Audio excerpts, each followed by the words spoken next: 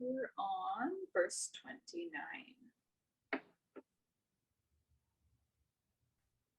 The iha vyakro va ityadina cha abheda darshanat saswarat bhavati ityuktva tadviparitena bheda darshanena sansara gamanam darshayanti अथ ये अन्यथा अतो विदुरन्य राजानस्ते क्षय लोका भवन्ति इति प्रतिशाखम् तस्मात् मृषैवैवमपादिः ब्रह्मण पुत्रो दोन्यवः संसारी परमात्मा विलक्षण इति. The Shruti text commencing with whatever these creatures are here, whether a tiger or, and similar other texts, after asserting that one becomes one's own master, i.e. Brahman, by the knowledge of the reality of non-difference, show that one continues to remain in the transmigratory condition in the opposite case, as the result of the acceptance of the reality of difference, saying, knowing differently from this, they get other beings for their masters and reside in perishable regions. Such statements are found in every branch of the Veda. It was, therefore, certainly wrong on your part to say that you were the son of a Brahmana, that you belonged to such and such a lineage, that you were subject to transmigration, and that you were different from the Supreme Self. So, again, to review what's happening, the discussion, I'm seeing that this prose section is in many ways instructions for budding gurus, how to work with the various doubts of the shishya, of the disciple. So the guru has said to the shishya, who are you? And there are two answers so far that the shishya has responded with. I am Jim. I'm the son of Richard and Helen. I grew up in Los Angeles. I am 74 years of age. Here he says, you are the son of a Brahmana, etc., etc., etc. Meaning, that's a person who's identified with the body. Second answer, I am this jiva. I've had many, many lifetimes. I'm done with the cycle of birth and death. I don't want to reincarnate anymore. Therefore, I'm going to strive hard for liberation. Better answer. But still identified with the subtle body.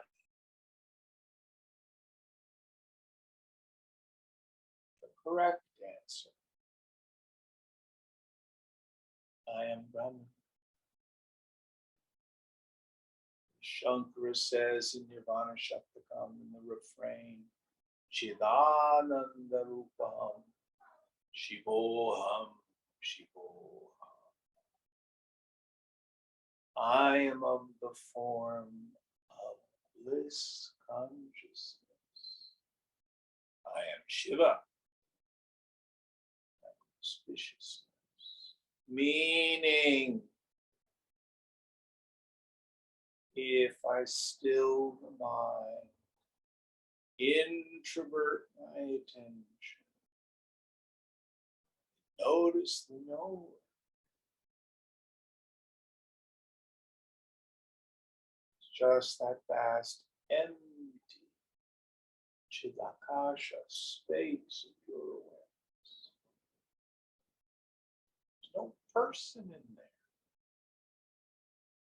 And that space of awareness is birthless, changeless, deathless. Meaning, in truth, I was never born in the first place. It just comes about like a very long and very vivid dream. Let's go to our microcosmic experience. If you have a dream, as most of us do, the question is, do you incarnate into a dream? If you dream you're out sailing on Monday, is that an incarnation? And on Tuesday, you're climbing a mountain, is that another incarnation? Are you in the dream, or is the dream? Well, it sure feels like I'm in the dream. Isn't that our experience? Dream body, dream world, with all its joys and sorrows. And then I have emotional and mental reactions to it. But none of it really touches the wake. We were talking about the fear of financial insecurity before class. So if you dream you win the lottery, a multi-billionaire, wake up, no, I have to go to work. Or the opposite. You dream major depression. I've lost everything. I'm living in a tent city, Golden Gate Park. Wake up. Oh, I'm in my bed at home. Likewise, the dream of this world never touches. Don't believe me?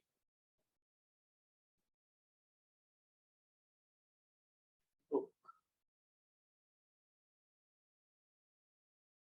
Now again, before class, we were talking about fear. Fear is the primary activator of all the sorrows in our lives.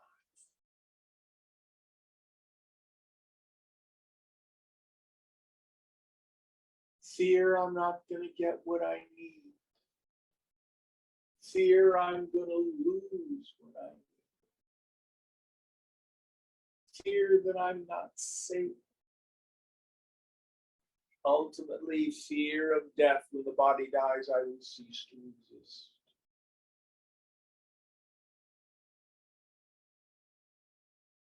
All of it has as its cause my belief that the dream of ego is.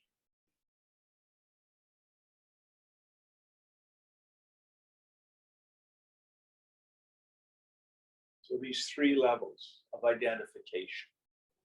Identified with the body, most fearful. Identified with the subtle body, a little bit better. Give us a chance to work on our yoga. But even the subtle body is subject to transmigration. Here, it doesn't mean I necessarily come back as a lizard next time. It means I'm still in the world of being affected by external circumstances. G used to say, shut up, get up. Stop the stupidity of the mind. Make it a choice.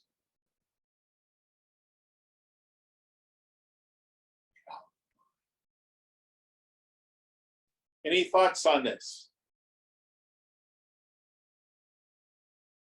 Next verse. Tasmat pratishiddhitva bheda darshanasya bheda vishayatvacha karmopadanyasya karma sadhanatvacha yagyopavitadeha karma sadhanopadanasya paramatma abheda pratipatya pratishedha krito veditavya karmanam tatsadhananam cha yagyopavitadinam paramatma bheda pratipatti viruddhavat sansarino hi karmani vidhiyante tatsadhanani cha yagyopavitadini na paramatmano abheda darshanaha. Bheda darshana matrena cha tato anyatvam. As the acceptance of the reality of difference is forbidden, it should be understood that on the knowledge of one's identity with the Supreme Self, the undertaking of religious rites which have difference for their province and the assumption of Jnanopavit, etc. On what? Oh, sorry. Yeah. Yajnopavit, etc. It's the doing of sacrifices. Yeah. Yeah. Which are the means to their performance are forbidden. For these rites and Yajnopavit, etc., their means are inconsistent with the knowledge of one's identity with the Supreme Self. It is those people only that refer classes and orders of life, etc., to the self, on whom Vedic actions and Yajnopavit, etc., their means are enjoined, but not on those who have acquired the knowledge of their identity with the Supreme Self. That one is other than Brahman is only due to the acceptance of the reality of difference. So the reference here has to do with the religious rituals that are enjoined upon various castes and stations of life. Now, again, the target audience for this text is the Brahmana caste, which is required to do specific rituals.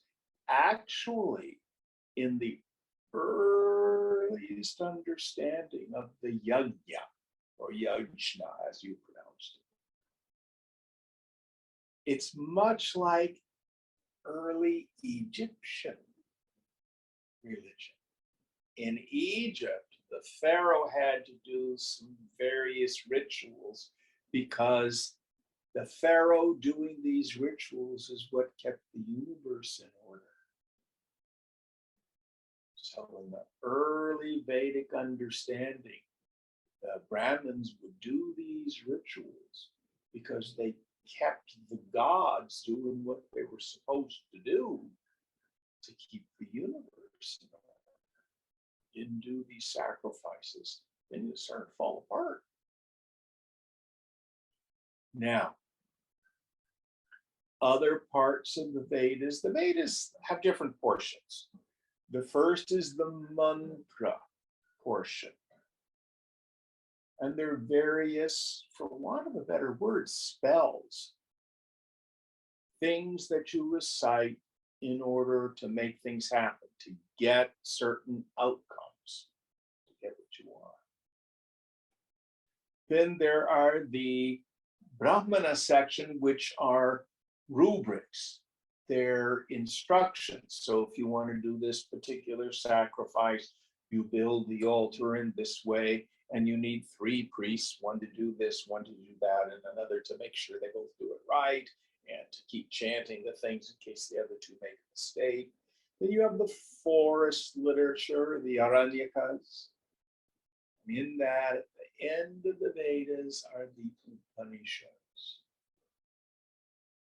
So there seems to be a dissonance teaching in the earlier part of the Vedas, the Karma Kanda, says do this ritual, do this stuff. A good person does these rites. You've got to do this. And in the Jnana Kanda, the knowledge portion, it says Brahman does nothing.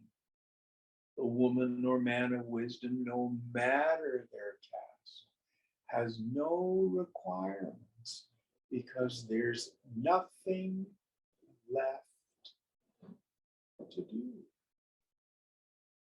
Well, what should we do? Argue. And this is the reconciliation of the Karma Kanda and the Jnana Kanda. They are to be done sequentially. Now, let's take it out of the Vedic period and move it into our modern understanding. Should I do karma yoga, Jim? Yes. Should I do worship, bhakti? Absolutely. Should I do good in the world? Should I strive to be just and charitable and kind and considerate? Absolutely. Will that give you freedom? No.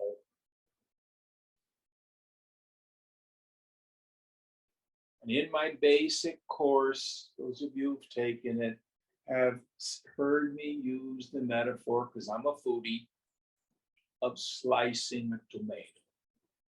If I go to Whole Foods or the farmer's market, and it's a hot August day, and I buy a big, vine-ripened tomato.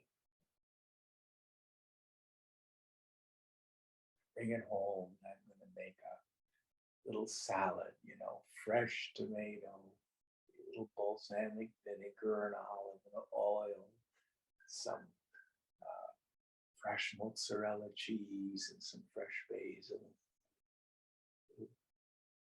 salt and pepper. Got to slice the tomato. Get my knife out of the drawer, and if the knife is dull, go to slice the tomato, squish. So the precondition for slicing the tomato, sharpen the knife. It's a very ripe tomato, you want a very sharp knife. But if I have the wrong understanding that this is sequential, and I believe the way to slice the tomato is to sharpen the knife, I have to let the knife sharpen. Tomato's not sliced. Still not sliced. I've missed the point. So the religious ritual, the karma yoga, the bhakti yoga, the psychotherapy, the energy work, the sound healing, the Reiki, the ACA, whatever thing you do has the value of sharpening mind. But that in and of itself is not what needs to be done. So what's the parallel to the slicing of the tomato? Atma vichara. Inquiry into myself. Koham. Who am I? Now, if the wonder sword of knowledge is dull, who am I? I'm a schmuck. I'm a horrible person. I'm full of fear and reactivity. I'm just terrible. Oh, I have all these problems. I've just discovered how even more screwed up I am than I thought it was. Squish. Who are you? Don't you know who I am? My parents can trace their ancestry back to the first primordial subatomic globule. We're high caste. Oh, knife.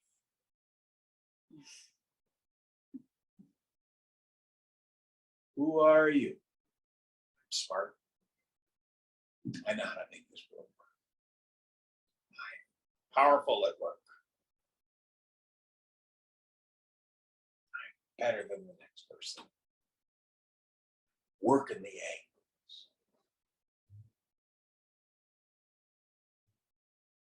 I have Bitcoin. Dull knife.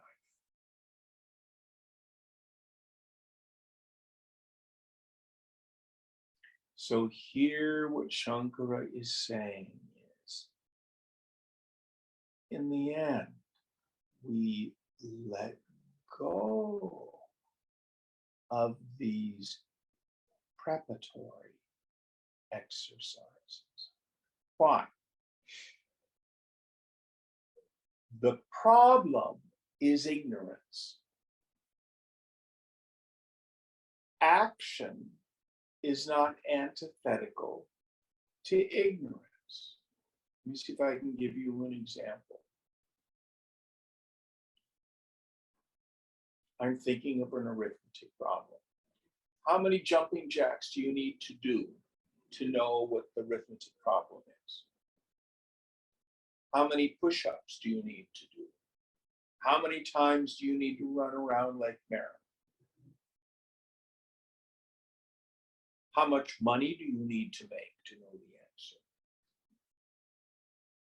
Ask me what the arithmetic problem is. That's the 10 plus 12 is 22. Did you get the antidote to your ignorance? Yes, no? Yes, yes. How'd you do it? Yes.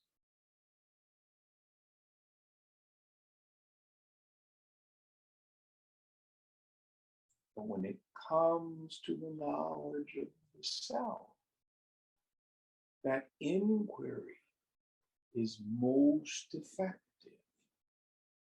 What we call a sattvic mind, meaning the wonder sword of knowledge. Sharp. If you go into the dining room and you see the Manjushri, Tibetan deity, who's on the wall next to the window, see he's sitting there with a sword above his head. That's the wonder sword of knowledge. And it's symbolic. Sharpened intellect.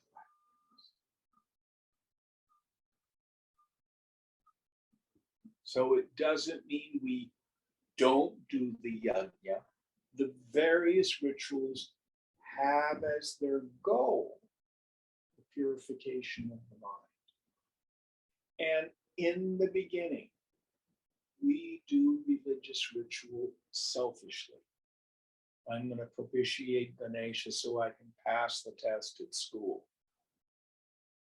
You know, I'm going to propitiate Sri Hanuman because he's going to help me with my health and my problems. Oh, we just got through Navaratri, and then after that, Diwali. If you did the various rituals and the pujas, did you do a puja for Diwali? No. Many people do. Did you do anything for Navaratri? Went to a Verba and did a small puja. Yeah. But people who do the religious ritual, dancing is just fun. We did Arti. You did arti. But what do you propitiate the deity for? Most people approach the deity, comes right out of the Vedic period, comes out of the ancient period in Europe, that through ritual you can control the gods, get what you want.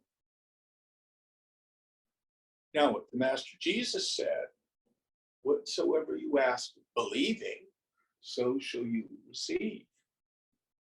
Many times these rituals work. It isn't magic. It's because people believe. But the outcome is always finite and temporary.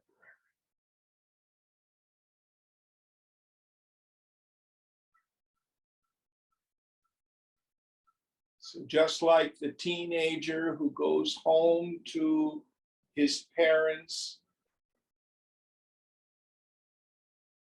Dad, can you write me a check? I've run out of money. As opposed to the young adult, she goes home, why? Simply out of love for her mother. With my mama.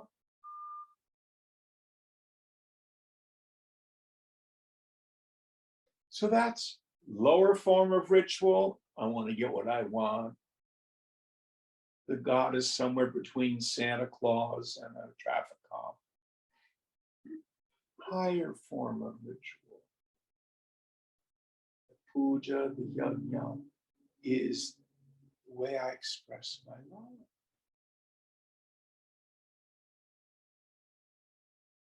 But in the end, those of us who study Narada Bhakti Sutra, it's not that which you worship here. It's the self. It's yourself. So for the woman of knowledge, there's nothing to be gained through ritual.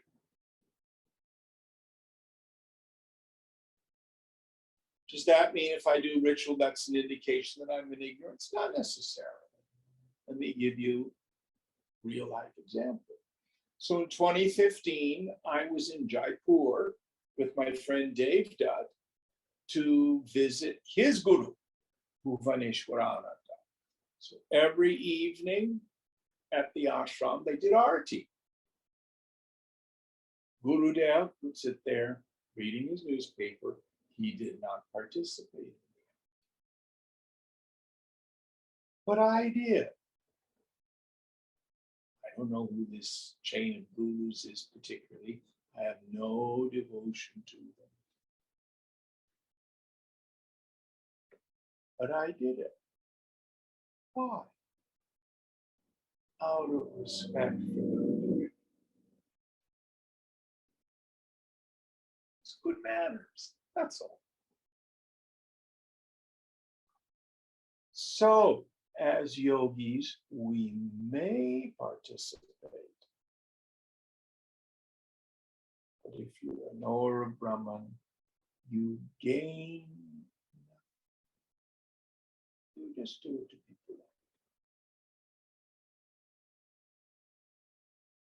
polite. Any thoughts on this? Next verse.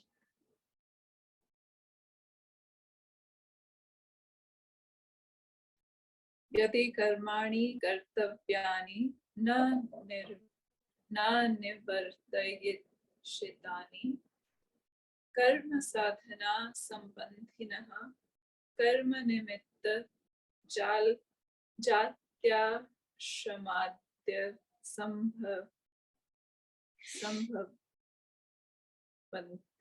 nischa paramatmanascha atmaneva bheda pratipattim navakshat sa atma tattvamasi ityevamadi bhirnishchit रूपैर्वाक्यैः भेदप्रतिपत्तिनिन्दां च नाभ्यधास्य एष नित्यो महिमा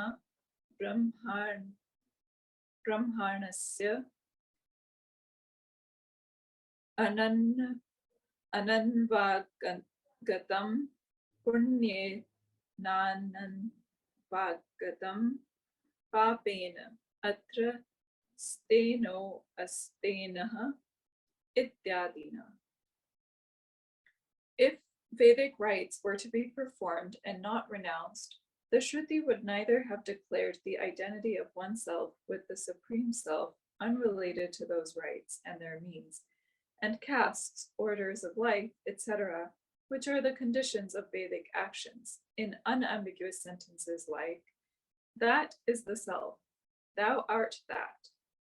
Nor would it have condemned the acceptance of the reality of difference in clauses such as, it is the eternal glory of the knower of Brahman, untouched by virtue, untouched by sin, and here a thief is no thief. So, if we hang on to the need to do religious ritual, purification rites, and of course we have modern parallels. In many ways, people do not go to churches and synagogues for purification. The priests of today are the psychotherapists and the psychologists. Isn't that where we go?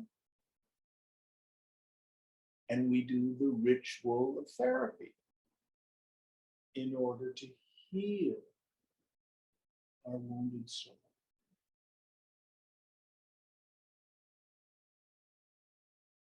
Nothing wrong with it. It is a very good parallel to the ancient rituals, the Vedic rituals. Those of us who may have been raised Christian, we have communion, we have Eucharist, we have confession, we do the rosary, stations of the cross during Lent. We have all these various rituals. Why do we do them? Out of devotion. One of my favorite rituals. Any of you ever gone to Taizé prayer? Have you done that? No. Taizé is a religious community founded in France. Essentially Catholic, but it's become very ecumenical. And it's the closest thing to kirtan that we have in Christianity. There are these short, repetitive songs, most frequently in Latin, because they become universal there.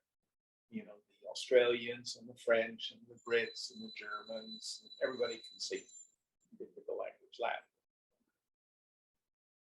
And they're very repetitive. Very. But they're frequently done around what they call veneration of the cross. Remember doing that on Good Friday? Did you do that as a kid, Cecily? Yeah. Yeah. Veneration of the cross is a physical cross is set up, and people go up and they venerate it. They either kiss it or touch it with their forehead, or they hold it and they pray. What's the underlying theological position? Lamb of God who takes away the sins of the world, have mercy upon us.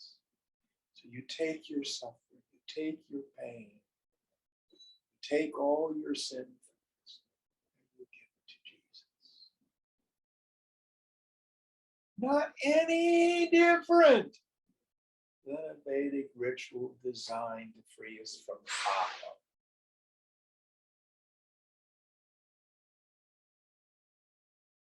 It's in all cultures.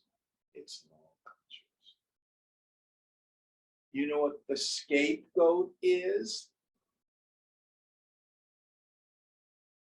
They used to sacrifice of goats to get rid of sins. Yeah. Or drive it out, or kill it. Yeah. The sin is put on this poor goat.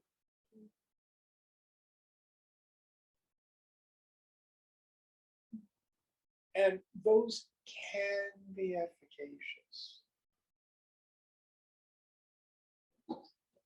Go to the therapist's office and you spill your guts. If they're well trained, they know how to hold essentially sacred space. You feel better. Feel better. I'm like, nothing wrong with it. Knife sharp. If your knife is dull, listen carefully. The knife sharpening is essential. But in and of itself, it doesn't give us freedom. It merely makes the tool Shuddha Chitta available.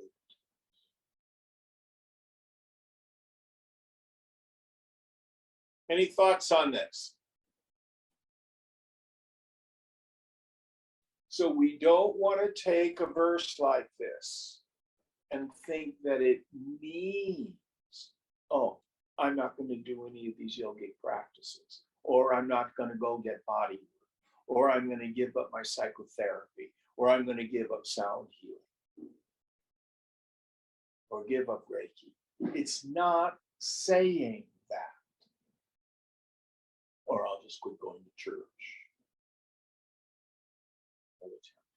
It's not saying that at all.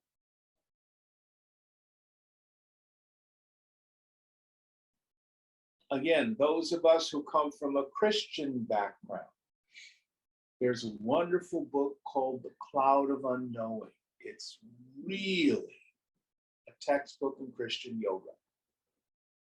And in part of The Cloud, he does what we call an exegesis, an understanding of a scriptural passage of the story of Mary and Martha. So in the Christian scripture, Jesus went to the home of 3 of his friends, Lazarus, who was a buddy, and Lazarus's 2 sisters, Mary and Martha. Now you have to think of it like satsang.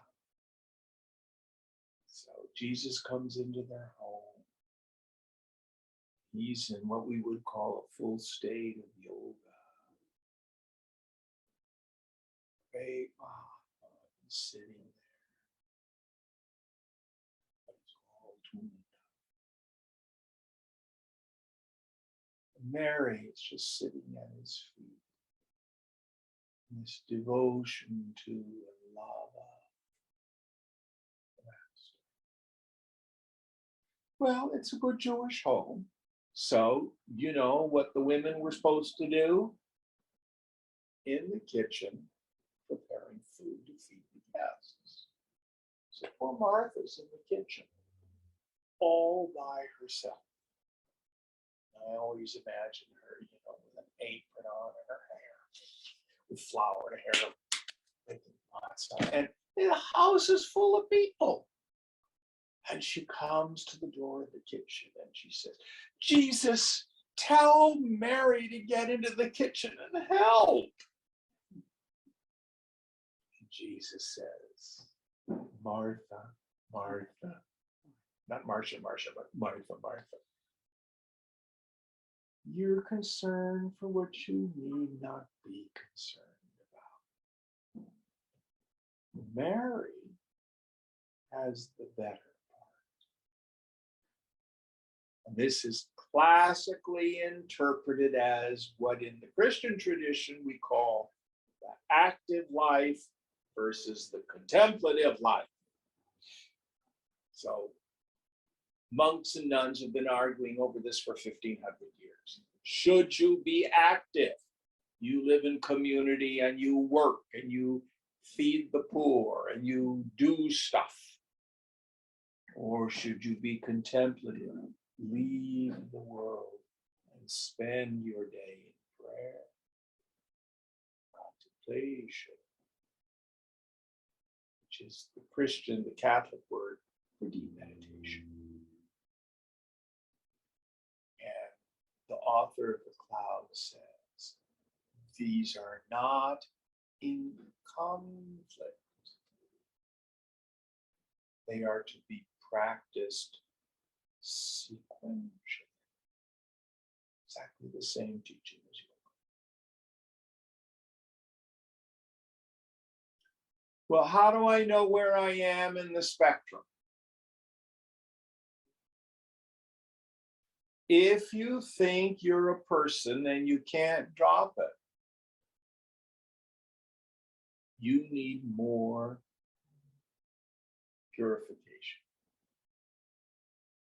If you think you're a person and you can go, oh, who's worried about this? Who cares?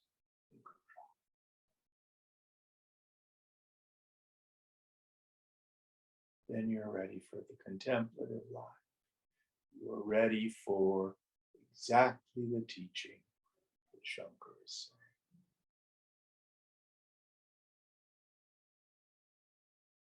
saying. Any thoughts on this? And you may be able to drop it on Monday and not drop it on Tuesday.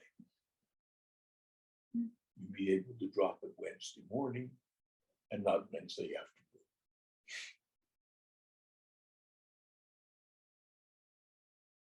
Next verse.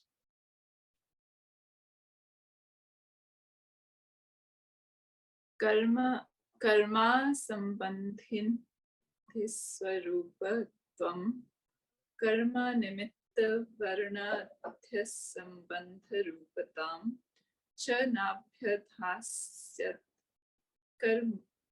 karmani cha karma sadhanani cha yagyopavetadini yadya parityajayashitani tasmat sansadhanam karma parityaktayam mumukshuna paramatma abheda darshana virodhat atma cha para eveti pratipattavayo yatha shrutyukta lakshanaha. The Shrutis would not have stated that the essential nature of the self was in no way connected with Vedic rites and conditions required by them, such as a particular class and the rest, if they did not intend that those rites and yajñopavit, etc., their means should be given up. Therefore, Vedic actions which are incompatible with the knowledge of the identity of oneself with the Supreme Self should be renounced together with their means by one who aspires after liberation. And it should be known that the self is no other than Brahman as defined in the Shrutis. Yeah, so he sums up the discussion here.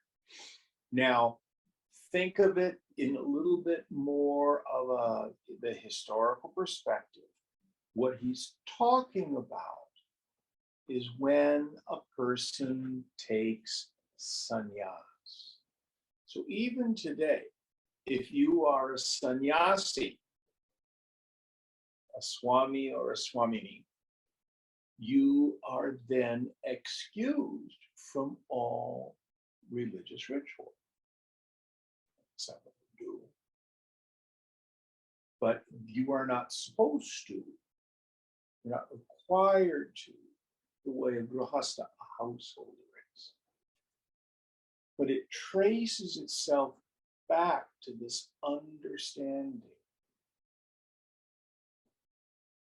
that if you are ego identified, if you're either identified with the body or the transmigratory subtle body, then you want to expiate your sin and accrue merit so you can come back with a better life next time.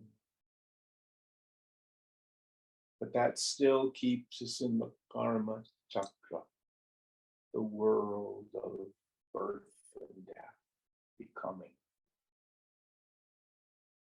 In the modern context, whether you believe in reincarnation or not, I, Jim, am going to get better by going to therapy.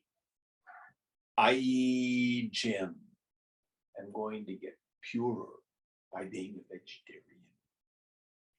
I, Jim, am gonna get more peaceful if I do this ritual or that practice. No blame, as long as I think I'm Jim. But if I become a mumukshu,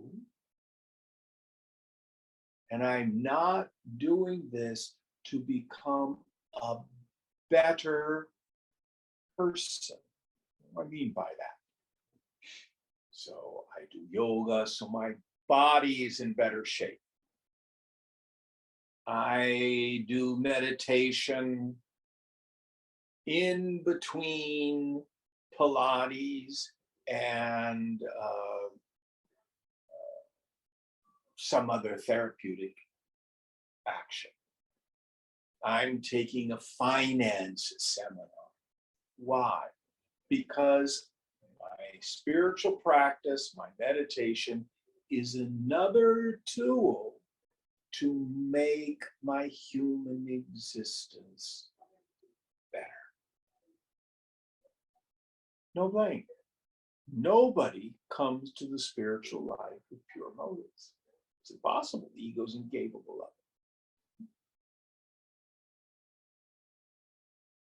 So it's just the biggest band-aid to fix my stupid life.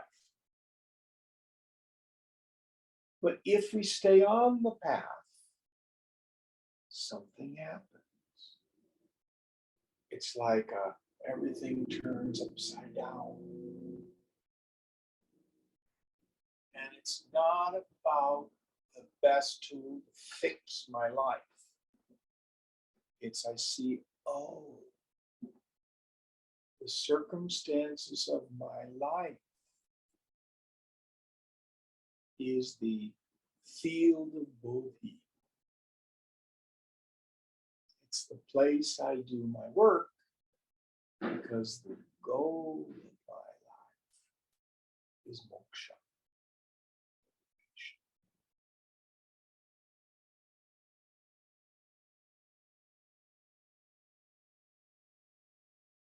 Then it's about get out. Step beyond the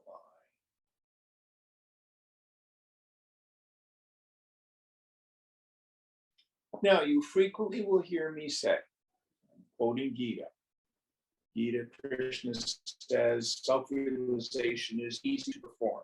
Self-realization is not difficult. You don't need a PhD.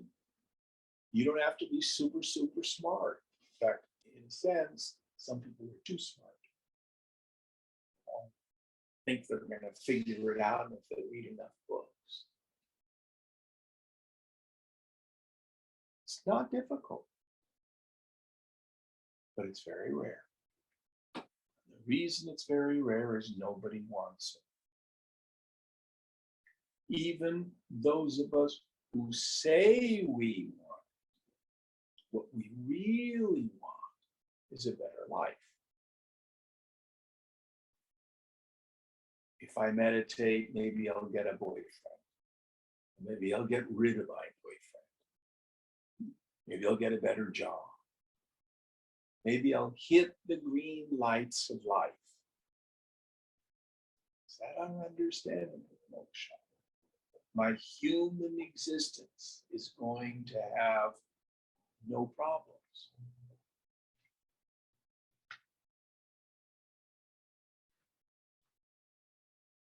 That's not it.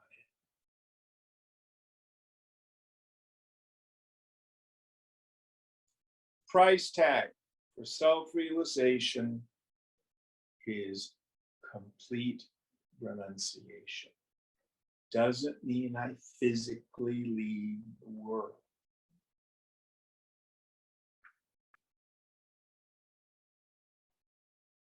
Vairagya, that desire to give up all attachments to experiences gained through the senses. That desire to give up all identification with any form of self.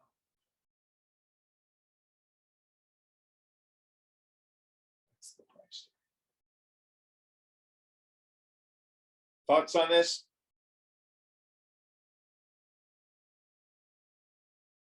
Yeah, but I won't have any fun.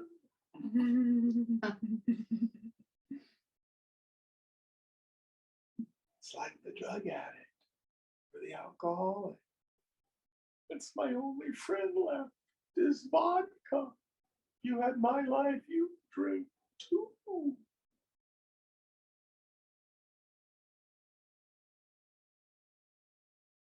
Or the addict, the pill addict. Now realizing the pills produce the symptoms for which you need the medication. Oh, I'm just a nervous wreck. I'm so anxious if I don't take my Xanax. Well, no, dear, what you're experiencing is Xanax withdrawal.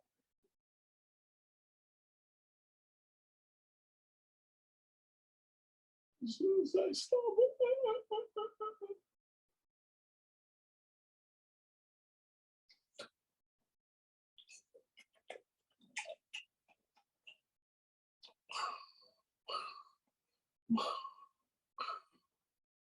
all sorts of ways to feed the beast. Until we're caught. Jagat Jala, the web of the world.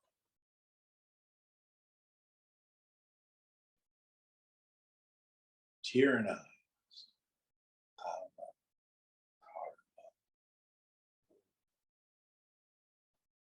this is KKK, karma, craving, karma, obligatory action. We have rid to be better rid. What's the end result? What's krodha? Anger, pissed off all the time. Not getting what I need. I'm not getting my needs met. Stupidest phrase you can imagine. What do you need? I need tea on Tuesday mornings. I just can't exist without it. Stupid. Food, clothing, and shelter. Those are your needs. Everything beyond that is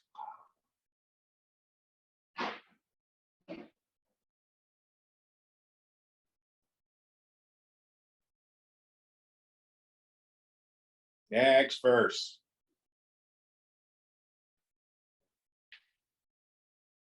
Sa yadi bruyat Bhagavan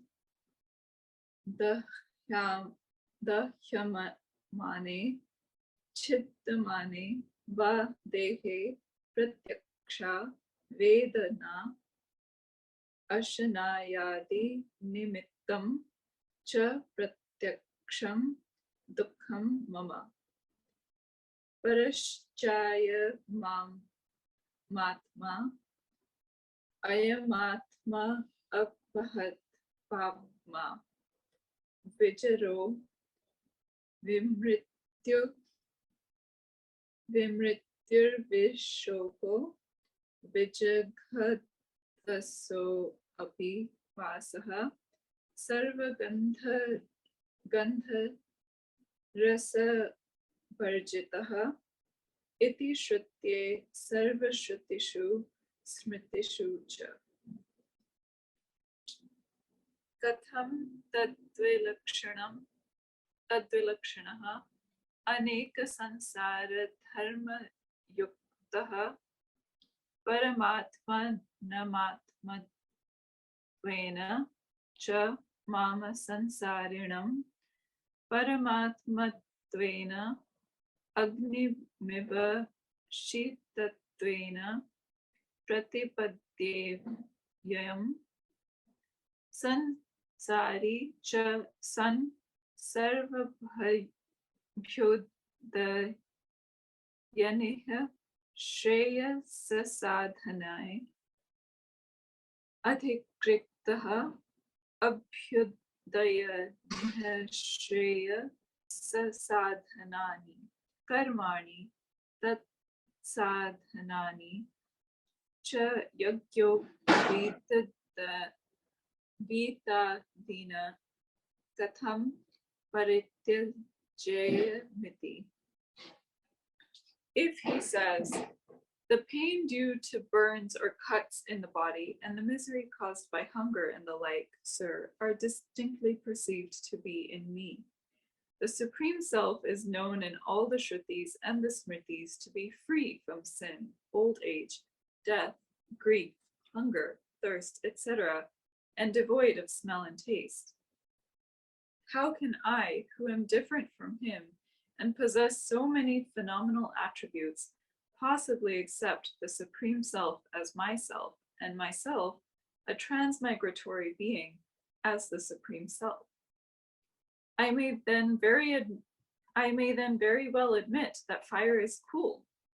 Why should I, a man of the world, entitled to accomplish all prosperity in this world and in the next, and realize the supreme end of life, i.e., liberation, give up the actions producing those results, and yajnopavit, etc., their accessories?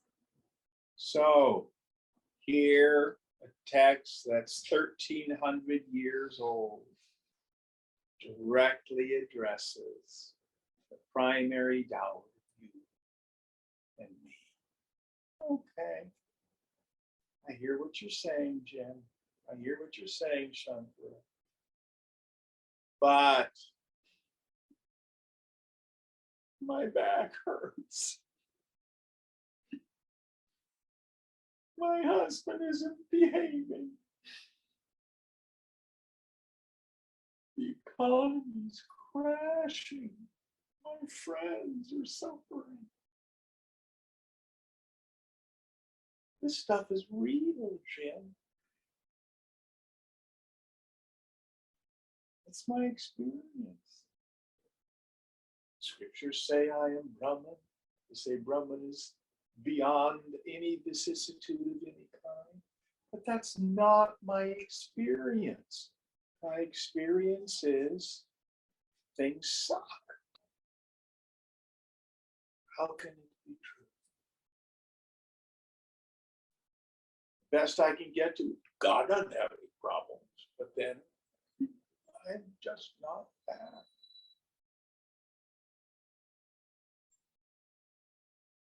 Let's see what the answer is. Tam pratibruyat yadagocho dahyamane chidde. Oh, I forgot one thing. Then he says, that's why I do things to get what I want. That's why I work hard at the office. That's why I spend time investing in the stock market. That's why I'm on tender. Get what I want, because that's the stuff that alleviates my suffering. I'm sorry, start again. Tam pratibruyat yadagocho dahyamane chiddimane vadehe pratyaksha vedanopalabhyate mameti tadasat. Tasmat dahyamane chiddimana iva चिक्षे उपलब्धुरुपलभ्यास माने कर्माणि शरीरे दाहच्छेद वेदनाया उपलभ्यमानत्वात् दाहदे समानाश्रयेव वेदना यत्र हि दाह छेदो वा क्रियते तत्रैव व्यपदिशति दाहादे वेदनां लोक न वेदनां दाहाद्युपलब्धरीति कथं कहते वेदनेति पृष्ठः शिरसि मे वेदना पुरसि उदरे इति वा यत्र दाहदिस्तत्रैव व्यपदिशति न तुपलब्धरीति युद्धोपलब्धरी वेदना स्यात् वेदना निमित्तं वा दाहच्छेदादि वेदनाश्रय त्वेनो नव्य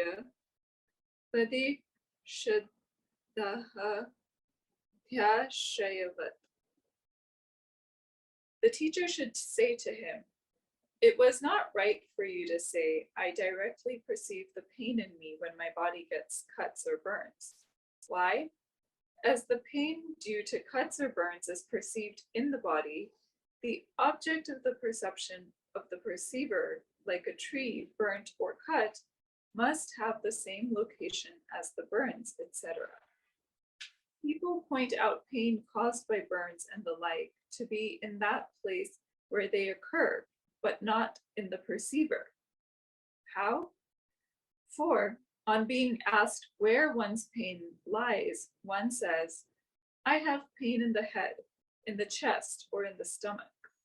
Thus, one points out pain in that place where burns or cuts occur, but never in the perceiver. If pain or its cause, via burns or cuts, were in the perceiver, one would have pointed out the perceiver to be the seat of the pain, like the parts of the body, the seats of the burns or cuts." So the way to understand this goes back to our primary practice. What is the slicing of the tomato? Subject, object discrimination. Vedanta never says that if you bang your head, it doesn't hurt. But the question is, are you hurt, or are you the knower of the pain in your head? Vedanta doesn't say that if you're disappointed and you don't get what you want, you don't suffer. Vedanta says the suffering is in your mind.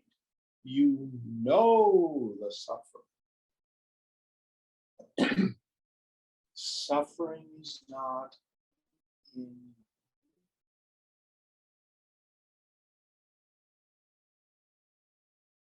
Call out,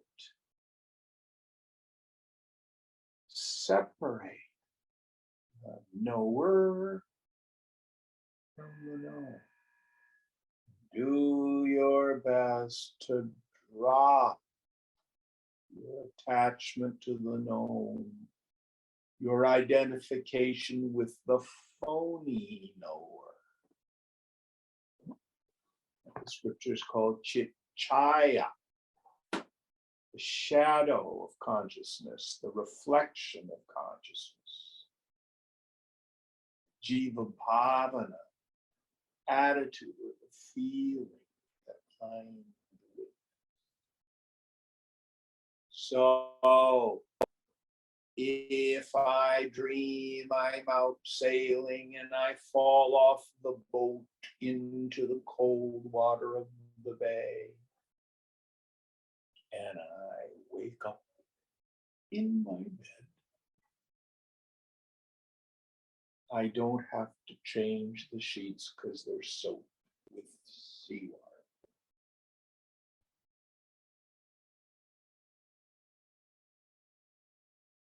Listen carefully. Some people think if I work subject-object discrimination, it's going to make the pain go away.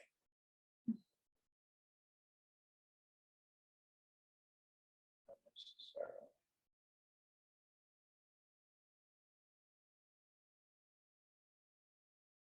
Keep doing it and watch what happens. Because Vedanta says ultimately the way to heal the mind is to get out.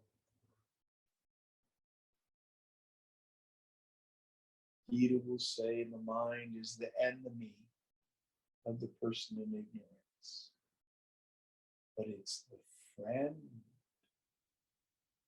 of the person in knowledge.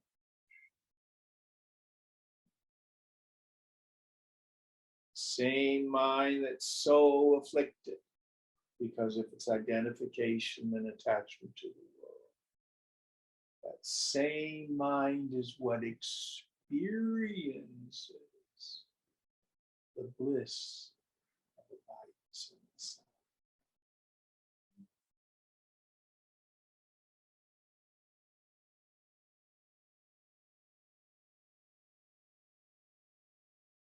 the sun. Dreshya Viveka, discrimination between the seer and the seen. Brahma Satyam, Jagan Mithya. Brahman alone is real. The self alone is real. Phenomenal world is Mithya. Beginning, you can say it's all temporary. You can say it's all a conditioned reality. The end, you begin to see it's all illusion. Don't believe Shankara. Go there and find out. Through your day, keep doing this practice. Some experience happens. To whom did this occur? To me. Koham, who am I? Introvert the attentive faculty. Notice the knower itself. See if heat and cold, pleasure and suffering, honor and dishonor ever touch.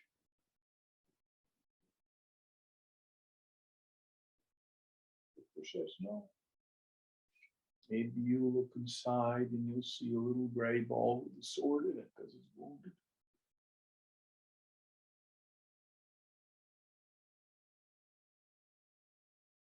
Maybe you'll look inside and you'll see an inner child.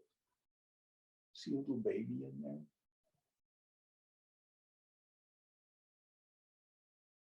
What's inside? Chidakash. Don't believe me. Okay, we'll stop here. Om Purnamada Purnamidam Purnat Purnamudachyate Purnasya Purnamadaya Purnameva Vashishyate. Om Shanti Shanti Shanti. Hari Om Sri Guru Namaha. Hari Om. Thank you all.